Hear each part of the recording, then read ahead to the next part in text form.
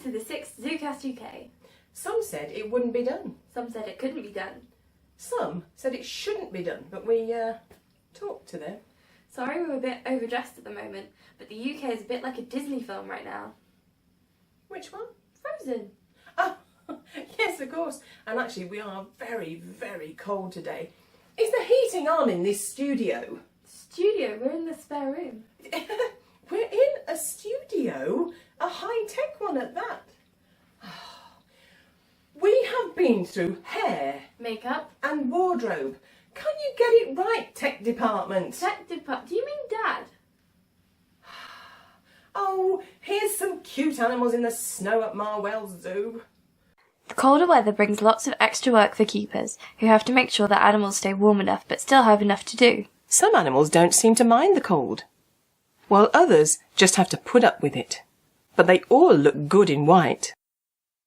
Marwell Zoo, home to more than 140 species, is owned by Marwell Wildlife, a global conservation charity leading programmes in the UK, Africa and across the world. The charity engages with over 400,000 children and young people through conservation educational programmes and welcomes more than 500,000 visitors each year to its 140-acre site. Marwell Zoo is in the south of the UK where they don't usually get much snow, but even Paignton Zoo down in Devon has had to contend with snow in the latest big freeze.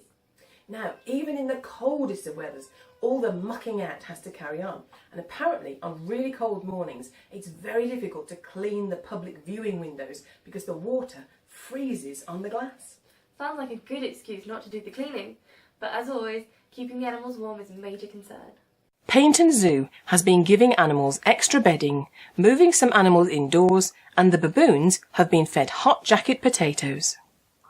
Meanwhile, at ZSL London Zoo, yes, even London got snow in Storm Emma, critically endangered Sumatran tigers Melati and Achilles, who are mother and cub, have been enjoying the snow in their tiger territory home. They are majestic, aren't they? But they do look puzzled by what all this cold, wet, white stuff is. With snow set in and sub-zero temperatures forecast to continue, Bristol Zoo's keepers were also hard at work protecting their animals. But at least one species wasn't at all bothered by British snow, originating from much colder climes.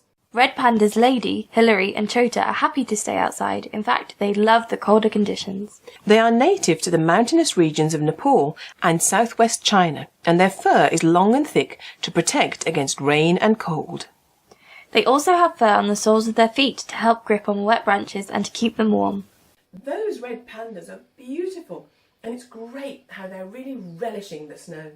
It is, and we've got some more coming up in our next section about Drusillas Park. I think I've warmed up enough to take my coat off now. Me too, but have we got any hot chocolate around? Anyway, let's see how some beasts from the east cope with the beast from the east. Drusillas head keeper Mark Kenwood said, "Most of our animals are staying well away from the snow and snuggling up next to heaters. But our red pandas, Mulan and Anmar, were straight out with no hesitation whatsoever. They absolutely love this kind of weather." He continued, red pandas use their big fluffy tails as blankets to keep themselves warm when it's cold outside, so you can see Mulan and Anmar up in the trees today having a nap with their tails curled around them for warmth.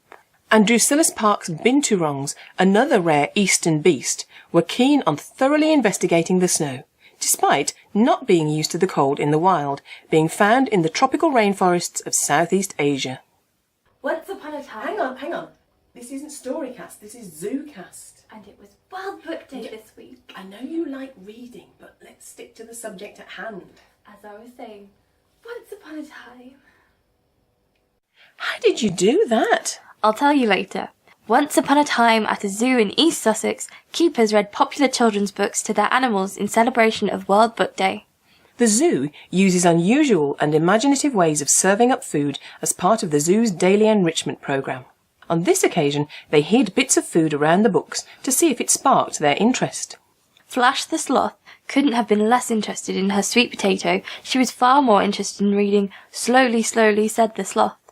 Lofty the camel was enthralled with David Walliam's book, Bad Dad, and Coco the donkey thoroughly enjoyed being read a snippet of Roald Dahl's Matilda.